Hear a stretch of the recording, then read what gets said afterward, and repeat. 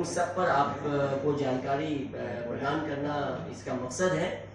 और इस बार जो हज यात्रा है उसमें कुछ नए अरेंजमेंट्स किए गए हैं, कुछ व्यवस्थाएं बदली गई हैं। उन सब पर विस्तार से जो हज कमेटी की मोहतरमा कौसर जहां बेगम साहिबा चेयरपर्सन है, आप ही की देख रेख में, आपके सानिध्य में, आपके मार्गदर्शन में, आपकी लीडरशिप में ये इस साल की सारी जो हज यात्रा है वो शुरू हो रही है और संपन्न होगी। मैं सबसे पहले आपको ये बता देना चाहता हूँ कि हज कमेटी यानी दिल्ली स्टेट हज कमेटी की ओर से ये प्रेस कॉन्फ्रेंस बुलाई गई है। इसलिए आपके जो भी प्रश्न होंगे वो दिल्ली स्टेट हज कमेटी की ओर से जो व्यवस्थाएं की गई हैं और की जा रही हैं उससे ही संबंधित होंगी। जो हज कमेटी ऑफ इंडिया है या मिनिस्ट्री ऑफ माइनॉरिटी अफेयर्स है, उससे संबंधित जो प्रश्न हैं, जो बातें हैं, वो इससे पहले भी होती रही हैं और जो कंसर्न मिनिस्टर है उससे भी आप लोग वार्ता और प्रेस कॉन्फ्रेंस करते रहे हैं। तो मैं ज्यादा टाइम न लेते हुए एक बार फिर आप सबका स्वागत करता हूं और धन्यवाद व्यक्त करता हूं कि आप सब हमारी रिक्वेस्ट पर इस प्रेस कॉन्फ्रेंस में एक बड़ी संख्या में उपस्थित हुए। और मैं इसी के साथ बहुत ही अदब और एहतराम से गुजारिश करता हूँ, रिक्वेस्ट करता हूँ अपनी चेयरपर्सन मोहतरमा कौसर जहां बेगम साहिबा से कि इस प्रेस कॉन्फ्रेंस का बाज़ाब्ता आगाज करें और मीडिया को एड्रेस करें।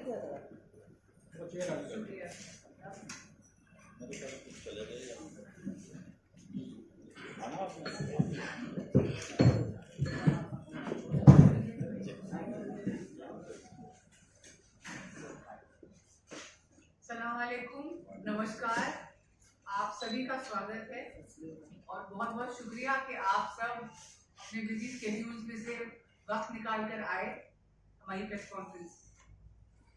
हज 2023 के विषय में दिल्ली हज कमेटी द्वारा जो जो व्यवस्थाएं करवाई गई है उनके बारे में मैं आपको विस्तार से बताना चाहूंगी।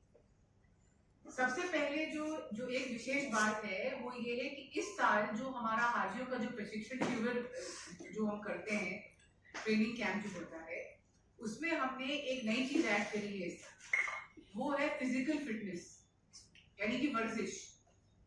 और वो इसलिए करी है क्योंकि वहां पर जो है वहां की जो ज्योग्राफिकल कंडीशंस है या फिर वहां का जो मौसम है वो जो है काफी ड्राई है। तो इस कारण जो है मतलब कई बार समस्याएं आ जाती हैं।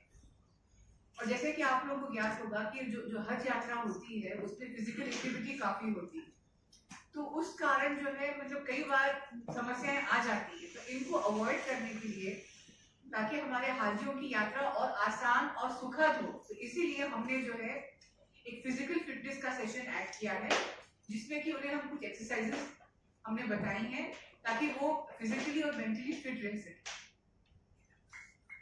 और एक और खास बात ये है कि इस बार जो है जो हमारी मौजूदा सरकार है, आदरणीय प्रधानमंत्री मोदी जी की सरकार, जो महिला सशक्तिकरण की दिशा में लगातार काम कर रही है और मेरे ख्याल से सबसे ज्यादा काम पिछले 8-9 वर्षों में हुआ है। इसी का नतीजा है कि जो हमारी मुसलमान बहनें हैं उनको सशक्त किया गया है। और जब से बिना महरम के हज यात्रा पर जाने की बात शुरू हुई है, उस समय से महिलाओं की संख्या में बढ़ोतरी हुई जा रही है।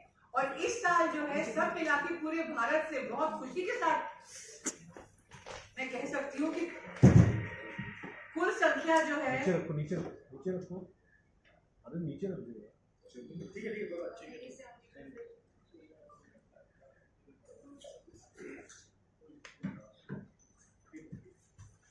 कुल संख्या जो है पूरे भारत में बिना महरम की महिलाओं के 4,314 महिलाएं जो कि हज यात्रा पर जा रही है बिना महरम के।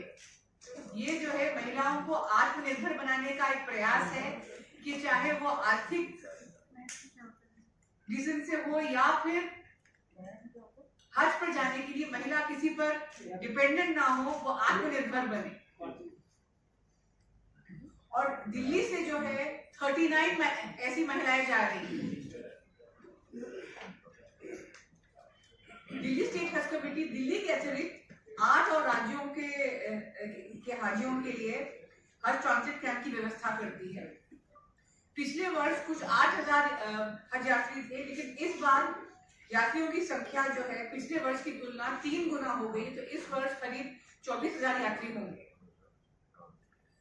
दिल्ली स्टेट कमेटी ने अपने सभी 22,000 हज यात्रियों के लिए, अभी तक संख्या 22,000 है क्योंकि अभी तक वेटिंग लिस्ट पूरा क्लियर नहीं हुआ है, अभी हम वेट कर रहे हैं, जैसे होगा आपको अपडेट किया जाएगा।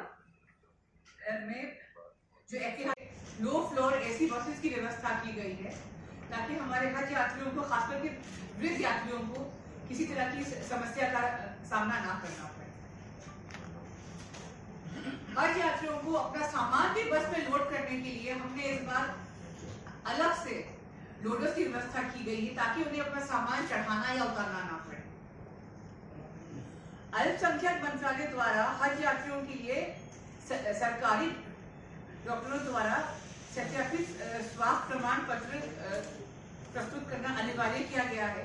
तो इस विषय में हमारे हज यात्रियों को कई बार समस्याओं का सामना करना पड़ रहा था।